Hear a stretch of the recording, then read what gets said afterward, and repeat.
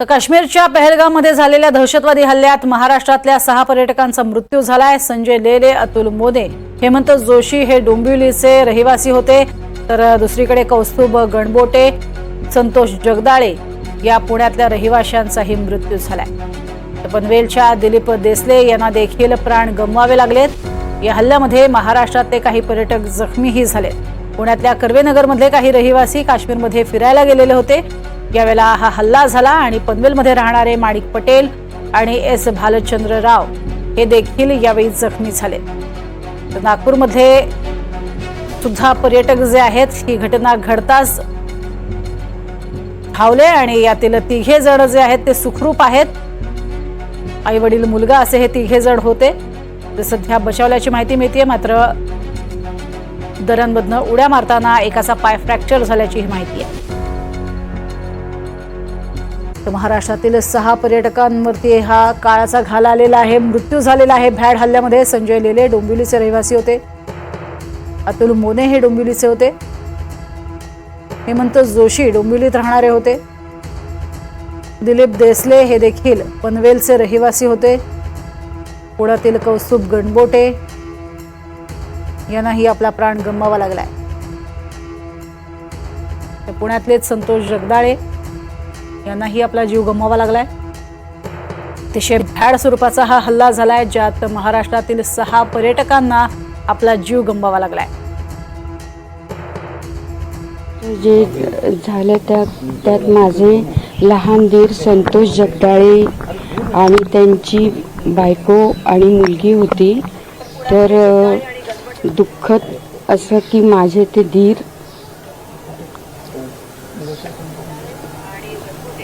नाही येत आता। संध्याकाळी म्हणजे तसं फडणवीस सरांनी सांगितलं की लवकर झालं तर आम्ही पाठवण्याचा प्रयत्न करतोय तुमच्या फॅमिलीला, पण अजून प्रोसिजर त्यांची होत असेल, त्यामुळे कदाचित संध्याकाळी लगभग 5-6 वाजेपर्यंत कदाचित पार्थिव आणतील। डोंबिवलीच्या हेमंत जोशी यांचा पहलगाममध्ये मृत्यू झालाय। हेमंत जोशी यांच्या सेक्रेटरींनी प्रतिक्रिया दिली आहे, पाहूयात। मी त्या सोसायटीचा चेअरमन आहे आणि हे जे आहेत हेमंत जोशी हे 3 ते 4 दिवसापूर्वी तिकडे फिरायला गेले होते।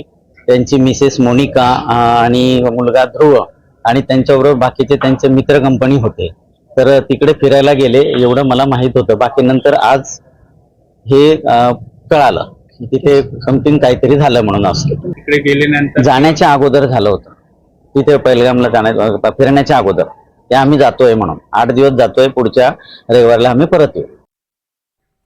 संजय लेले यांच्या घरावरतीही दुःखाचा डोंगर कोसळलेला आहे। डोंबिवलीमधले ते रहिवासी होते असं कळतंय आणि अक्षरशः या परिसरामध्ये शोकाकुल वातावरण पाहायला मिळतंय। सध्या दहशतवादी हल्ल्यामध्ये मृत्यू पावलेल्यांची संख्या 27 आहे, तर महाराष्ट्रातल्या 6 जणांना आपला जीव गमवावा लागलेला आहे। डोंबिवली, पुणे, पनवेल या ठिकाणचे काही रहिवासी होते ज्यांचा मृत्यू झालाय। मी आता पेपरमध्ये त्यांचा फोटो बघितला तेव्हा मला म्हणजे प्रचंड शॉक लागला, काय बोलू। आणि पहिल्यापासून आणि म्हणजे आता काय बोलायला पण सुचत नाही की काय बोलू आणि काय नाही, आणि माझ्या डोळ्यासमोर तो यायला लागलाय।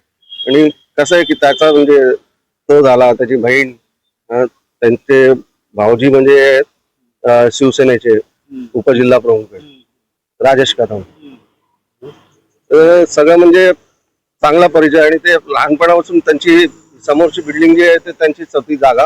आता याच्या बाबतीत आपण काय बोलू शकत नाही, कारण काय माहितीये का, मृत्यू कुठे आणि कसा येईल याचं कोणाला सांगू नाही शकत, ही पहिली गोष्ट आहे। आणि दुसरी गोष्ट असं आहे की बाबा हे सरकार जे म्हणतंय की बाबा दहशतवाद संपला, मग हे काय आता। तर डोंबिवलीतल्या अतुल मोने यांनाही आपला जीव गमवावा लागलेला आहे। डोंबिवलीत राहणारे अतुल मोने यांचा मृत्यू झाल्यानंतर परिसरामध्ये शोककळा पसरली आहे। पर्यटनासाठी गेलेले हे सगळे लोक होते, आपल्या कुटुंबियांसह मौज मजा करण्यासाठी फिरण्यासाठी गेलेले होते, मात्र अक्षरशः या सगळ्यांवरती भ्याड हल्ला झालेला आहे दहशतवाद्यांचा, आणि त्यात या पर्यटकांना जीव गमवावा लागलेला आहे। त्यांना धर्म विचारण्यात आला आणि त्यानंतर त्यांच्यावरती हा दहशतवादी हल्ला झालाय। दरम्यान डोंबिवलीचे 3 पर्यटक दहशतवादी हल्ल्यात मारले गेलेत। याचा भाजपच्या रवींद्र चव्हाण यांनी निषेध केलाय.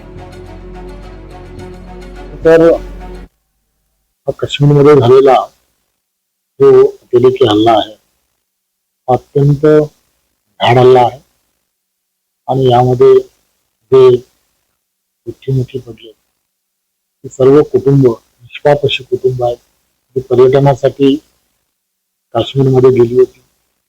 गेले काही दिवस त्या भागांमध्ये पर्यटन फार मोठ्या प्रमाणामध्ये लोक पर्यटक जात आहेत आणि या सगळ्या गोष्टी पाहिल्यानंतर अतिशय दुःख होते. मी आदरणीय अमितजी